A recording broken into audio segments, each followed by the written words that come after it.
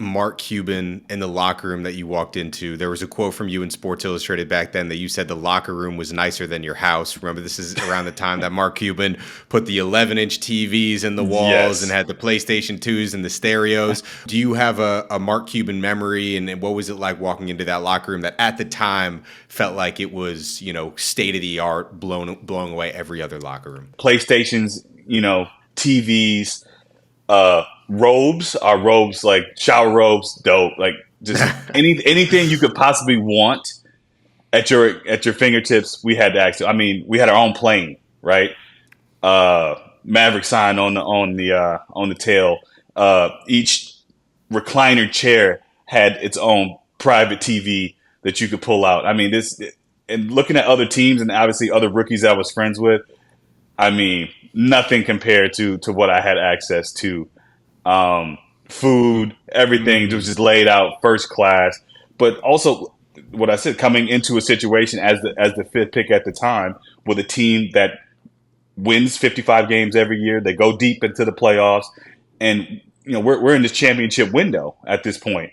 So to walk into that situation, Mark Cuban really knew how to get guys to buy in and have guys want to be able to come to his team. And I thought he did a phenomenal job of that. And I'll just tell a little bit of story. And this was much later in our relationship. I did lose my brother about 9 years ago to a tragic car accident.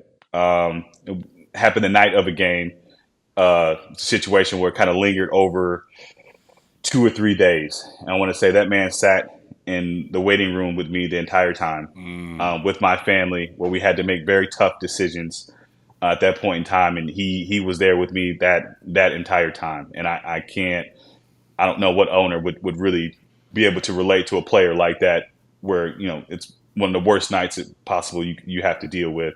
And he just sat there with us and just walked everything with us. And I'm sort of the leader of my family. I had to take charge in a lot of decisions that we had to make. And I'm only 31, I think, at the time. Mm-hmm. And be able to talk, things with him and kind of figure things out. That was huge for me at that point in our family. So I always have a special connection to him just in that way. And on top of that, he brought me back 3 different times. I mean, I don't know what other owner has.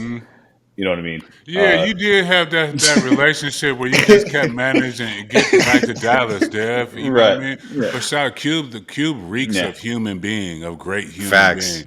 And stories like this, even when if you have an opportunity to come across them, even if you're a player, I've been a starter, I've been a 10th guy on the bench a lot, journeyman, whatever shit you want to say. But every time I saw Cube, hey, Jelani, you know what I mean? He was present. He talked to me about what was presently going on.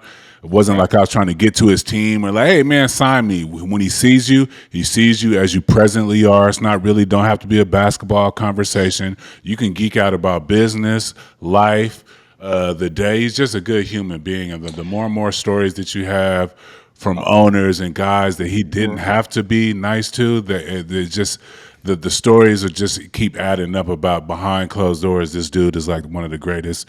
He's up there with like Keanu Reeves for human beings. I got another one for you guys. So this has happened recently. You realize that he just sold the team recently. I don't know if it was out there. I don't know if I'm supposed to tell it, but he did this when he sold broadcast.com. I'm not sure how many employees he had at the time, but everybody who was on his staff, he sets aside a portion of the sale, and they all get money. So recently with the Mavericks, I want to say it was a pool of about 200 to 300, maybe even more employees, and they created a formula. How what your salary was, how many years you've been with the team, and broken down, and everybody got a little piece of that sale on his way out. Yeah, and that's probably everybody from the head of everything to the popcorn marketing, dude. The street team, the dudes who put the brochures in the seats before the games and the T-shirts. Yeah. Have you ever wondered if Chet Holmgren might be a descendant of Abraham Lincoln, or if a UFC fighter could beat an alien in a fight? You might have not, and that's okay. But Shea Serrano and Jason Concepcion from 6 Trophies Podcast have. If you love basketball, and more importantly, if you love fun, you gotta listen to Six Trophies, where Shay and Jason serve up the biggest moments from around the NBA with their brand of unbridled joy, banter, and pop culture side quests. Each week, they hand out 6 pop culture themed trophies for 6 basketball related activities. Stuff like the Denzel Washington and Training Day Trophy, given out to the player or team having the best week around the NBA. Or the Lauryn Hill You Might Win Some, But You Just Lost One trophy for the team or player that just can't get it together. Plus, a bunch more trophies for all the good, bad, or just plain head-scratching moments around the NBA. This playoff season, you'll want to make Six Trophies your go-to companion podcast. Follow 6 Trophies on the Wondery app or wherever you get your podcasts. Listen ad-free right now by joining Wondery Plus.